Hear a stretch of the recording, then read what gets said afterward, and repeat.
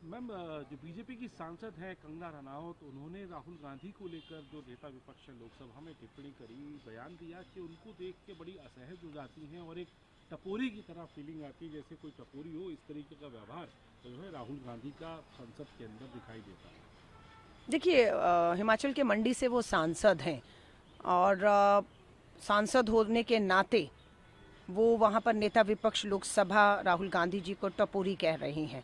मतलब कि राजनीति में शब्दों कितने नीचता तक वो जा रही हैं और हमने नहीं देखा उनको कि उन्हीं के हिमाचल में उन्हीं के एक विधायक पर पोक्सो के कानून में नाबालिग बच्चे के बलात्कार में एफआईआर हुई और चार्जशीट हो गया और उसे चंबा कोर्ट में पेश होना है। ये भाजपा का विधायक है, उन्हें कहिए उस पर बोलेंगी क्या आप? कुलदीप सिंह सेंगर भाजपा के विधायक ने नाबालिग बच्ची का बलात्कार किया, उस पर बोली।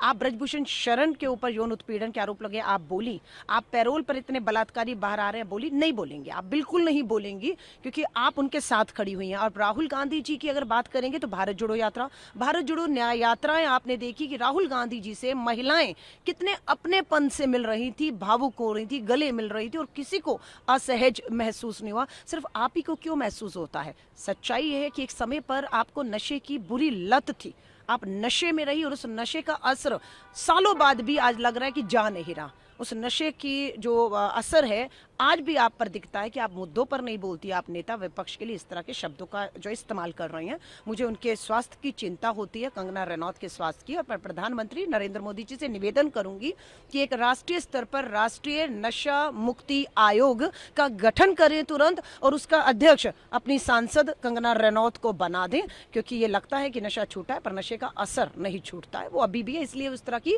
टिप्पणियां कर रही हैं और इसको लेकर वो बच नहीं सकती हैं। जिस तरीके का आप देखिएगा, महिलाओं में बहुत गुस्सा है, बहुत ज़्यादा रोष है कि एक महिला सांसद को मंडी के मुद्दों पर, हिमाचल के मुद्दों पर, महिलाओं के मुद्दों पर जो बोलना चाहिए वो बोलने की बजाय। और उनको सबक भी दूंगी। स्मृति ईरानी भी बहुत घमंड में थी कि वो सांसद हैं और वो ये हैं वो हैं करके, और सोनिया गांधी माफ़ी मांगो, सोनिया गांधी माफ़ी मांगो, संसद में बोला। आज सोनिया गांधी वही संसद में है और उस सास भी कभी बहू की तरह गायब हुई उस सांसद का आज पता नहीं है।